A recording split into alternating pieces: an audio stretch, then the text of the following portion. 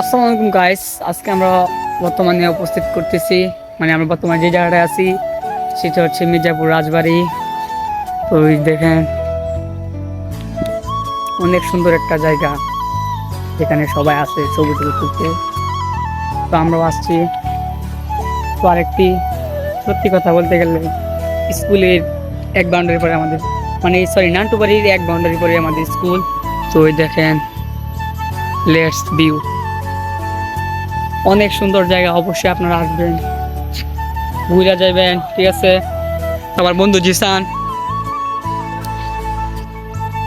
আমার বন্ধু এই যে আইতেছে, আমার বন্ধু রেলে নাটক করবাম, ঠিক আছে ব্রো।